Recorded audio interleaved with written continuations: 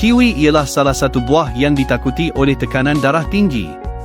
Jika tangan dan kaki anda sakit dan lemah, saya cadangkan anda makan 2 keping setiap hari dengan perut kosong. Jika penglihatan anda kabur, tangan dan kaki anda kebas, saya cadangkan anda makan seperti nasi. Ramai orang masih tidak tahu. Makan banyak kiwi sangat bagus. Bahan-bahan kiwi kering ini semuanya dipilih dengan teliti. Dibuat dengan tangan oleh tukang yang berpengalaman, tanpa gula tambahan. Ia adalah makanan sihat yang sebenar. Anda semua telah membeli dengan harga yang mahal.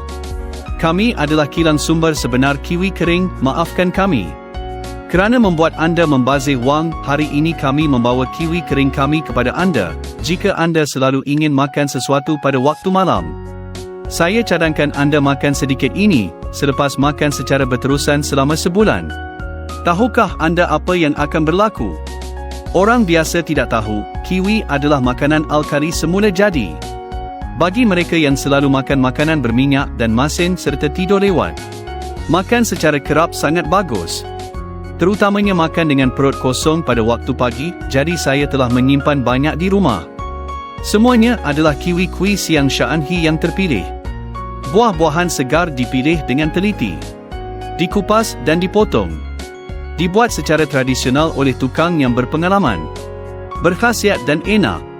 Rasa yang kaya di mulut, lembut dan manis. Semuanya adalah aroma kiwi apabila mencapai pertengahan umur. Terutamanya bagi mereka yang selalu tidur lewat dan suka makan, pasti perlu menyimpan lebih banyak. Bukan kerana anda tidak mampu, tetapi kerana anda tidak dapat membeli seorang lelaki berumur 40 tahun yang minum arak seperti air. Diam-diam makan kiwi Yunan selama sebulan. Selepas isteri mengetahuinya, dia terus membeli 10 pesanan lagi. Bukan sahaja kerana bahan-bahannya asli.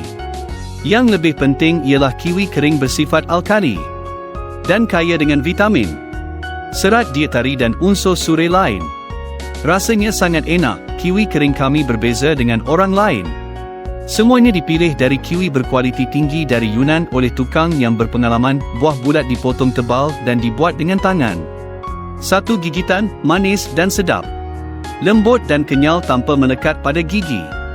Terutamanya sesuai untuk orang tengah dan tua yang selalu makan makanan berminyak dan masin sambil aktiviti promosi kilang masih besar.